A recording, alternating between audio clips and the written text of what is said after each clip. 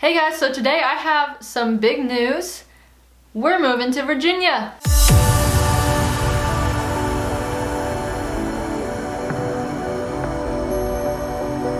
So for the last 4 years, I've lived here in Oklahoma. I purchased Tucker out here, I got married out here, I got my puppy out here, but it's time to go back to Virginia where I'm from. There's a number of reasons we're going back there, but one of the reasons is so we can work on equine helper a lot more. As I'm sure some of you know, Virginia is ultimate horse country. There's some serious equestrian stuff there. So we're gonna go back there. We're gonna work on equine helper. I'm gonna be able to work with my horses I had growing up and hopefully compete with them. I'm gonna be able to get Tucker hopefully eventing or maybe doing some other stuff. So I'm excited. Just some news, Tucker will actually be getting transported back there in about a week and a half. I'm sending him next week and then we will be back there in February. So I'm just sending him early because after December, the weather in Virginia can get pretty bad. So I just wanted him to travel without the worry of them running into bad weather, even though they still could at this time of year. And then that will give us time to, sell our house and get things settled here before we move back. My mom's gonna be there to collect him and she's gonna be watching out for him while we're still in Oklahoma. She has my 2 horses that I had growing up and she's a great horse person. So definitely someone I can trust to take care of Tucker. In the meantime, I'll be finishing up some work with some horses I've had here that I've been working with. You saw Rose in one of our videos. I'll be getting her under saddle, hopefully if it stays dry. And then I'll just finish up some things here, get all the horses situated, and then we'll be on our way. So I kind of just wanted to share some information with you guys about this. As I said before, we're actually transporting Tucker back to Virginia. We're not trailering him ourselves. This has been a new experience for me, having to find a transporting company and having to deal with all of this. Because as a horse owner, it can be hard to put your horse into someone else's hands. There's a lot of people out there who don't have your horse's best interest in mind. That was kind of a concern of mine going into this. I found a transport company that my friends have recommended, who they used. I've done research and, I think that I picked a good company for him to go with. I know a lot of you are probably asking, well, how much does it actually cost to transport your horse across the country? Because from where I live in Oklahoma to Virginia, it's about 1,100 miles. So that costs about $1,500 to give you a good estimate about what you may pay to transport a horse that far. Obviously, if you're transporting to California, if you're going East Coast to West Coast, it's probably going to be double that because Oklahoma's smack dab in the middle. And there's obviously expenses you have getting ready, like getting a health certificate and a Coggins and making sure your horse is healthy and getting hay for them for their trip and just a lot of stuff like that. So just stuff to keep in mind if you're planning on transporting your horse anytime soon. And I also just wanted to share some checkpoints I've kind of gone through with Tucker to make sure he's ready to make this trip. Because from Oklahoma to Virginia, it's going to take 3 days for them to travel with a horse transport. And that's a long time to be on a trailer, it's a long time to be in a stall, and traveling for horses can be very stressful. Tucker's a pretty chill dude. I don't think he'll really have an issue, but you always want to make sure your horse is going to be okay. So here are some of the checkpoints I've gone through to make sure that the whole transition will just be a lot easier. Number 1, make sure your horse is good on getting on a trailer. Make sure your horse can load efficiently and that they're not afraid of the trailer at all. When you transport your horse, you're on your transporter's schedule. You don't want any delays with having to get your horse on or off the trailer.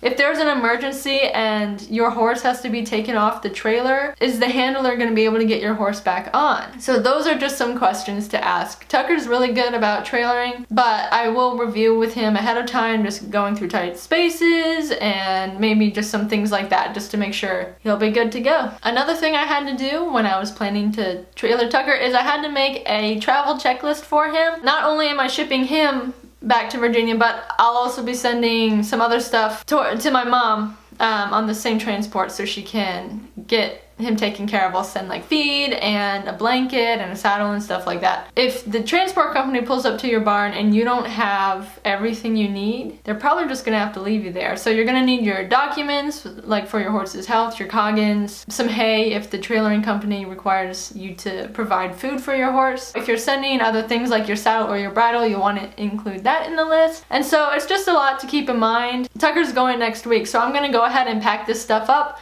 put it in my car and have it ready, so whenever they arrive I'll just be able to hand that off and we'll be good to go. So preparing your travel documents. Right now in the states that I'm traveling through, Tucker will only need a Coggins and a health certificate. A health certificate just says that this horse is in the condition to travel and, you know, go across state lines. And Coggins is just a test proving that your horse doesn't have infectious equine anemia.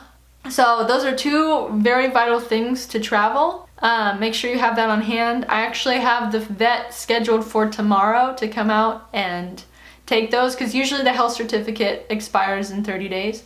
So she'll take Tucker's Coggins and we'll get a health certificate, and then I'll have them next week when he's ready to go. Okay, another important thing that I found out when it comes to trailering a horse, especially 1,100 miles, is plan for a recovery time. You know, I said traveling is stressful. Well, imagine if you travel 1,100 miles and then you just stick your horse out in a field with new horses. That's just gonna be as stressful.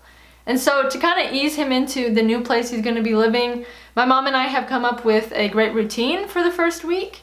He's gonna be stabled and have a small turnout for himself. This is just so he doesn't have to deal with the stress of integrating into a new herd, and it's also to monitor his health. You have to be really careful if you trailer your horse that far and watch their health, because they can develop shipping fever in that time, or they may show signs of ulcers or stuff like that. So I just want to make sure he'll be okay health-wise and that I'm not making things more stressful for him. So we have that planned out. I've already talked to my mom about the food that he gets. That way his system isn't getting a shock of new nutrients or new food that he's not used to. And then we'll just integrate him slowly into a new feeding habit that he'll have in Virginia. So a great thing about the transport company I picked is that they truly care about the horses that they are transporting. So I kind of talked to the guy and he kind of went through the list of what they do. They stop every 2 to 3 hours to make sure that the horses have food and water. If you're trailing your horse yourself, this is a great step, because if you're traveling all day and you don't water your horse can get dehydrated and they can colic. So just making sure they have enough food and water, you know, make sure that their system stays the way it's supposed to. If your horse has food in their trailer, that also just helps them from getting stressed and having to stay in the trailer and not eat, and then they have nothing to do except think about where they are and how they can freak out. So I mentioned earlier this thing called shipping disease. It's this disease that horses can get when traveling, and it's basically, you know, when your horse is in a trailer, they're usually tied up. So they can't put their head down, and because they can't do that, the fluid in their throat and in their mouth tends to drain into their lungs. So horses were built to have their head down grazing. So if they can't be in that position for long, that can cause shipping fever. So a great thing about the transport company I picked is that the horses will be in box stalls.